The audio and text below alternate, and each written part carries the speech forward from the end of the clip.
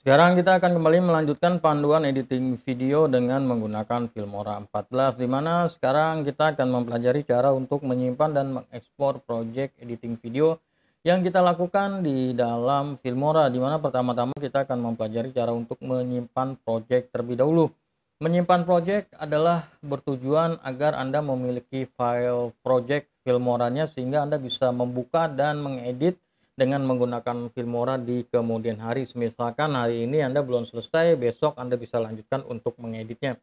Dan selain itu juga untuk mencegah dari hal-hal yang tidak diinginkan, semisal ada crash di komputer Anda atau ada mati lampu seperti itu, dan itu berpotensi untuk menghilangkan project yang sudah Anda buat kalau Anda nggak menyimpannya. Jadi agar semua bisa lancar, maka Anda harus menyimpannya. Oke, contohnya untuk cara menyimpan, kita masuk ke file seperti ini dan kemudian kita masuk ke save project, dan kemudian di sini di file name kasih nama projectnya,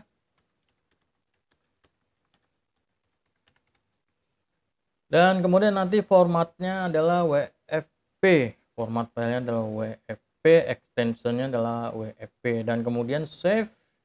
Nah, dia ada di seperti ini kalau udah disimpan. Dan kemudian nanti kalau mau ngeditnya Anda cukup cari file seperti ini, dan semisal Anda sudah melakukan editing, baru saja melakukan proses editing apapun itu, misalkan memotong, menyambung, memasang transisi, memberikan efek dan lain sebagainya, Anda harus menyimpannya. Contohnya seperti ini, saya habis potong nih, seperti ini contohnya. Oke, saya potong contohnya seperti ini, dan kemudian agar tidak kehilangan project, saya klik file dan kemudian save project. Jadi saya simpan project terakhir editing. Jadi saya tidak kehilangan apa-apa kalau semisal terjadi sesuatu hal yang tidak diinginkan.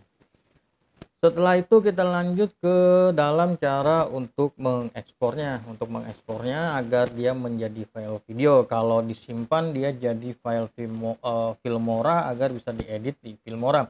Kalau diekspor dia akan menjadi file video dan siap digunakan untuk kebutuhan Anda. Kita masuk ke bagian ekspor. Saya gunakan yang lokal aja di sini. Bagian atas Anda bisa rubah nih nama filenya, ini nanti akan menjadi nama file video Anda, dan kemudian save to-nya Anda bisa pilih folder-foldernya sesuai dengan kebutuhan Anda mau taruh di folder apa. Kalau saya biasanya membuat folder khusus untuk hasil project editing, nanti kemudian saya buat folder berdasarkan projectnya agar mudah nanti dalam melakukan manajemen filenya.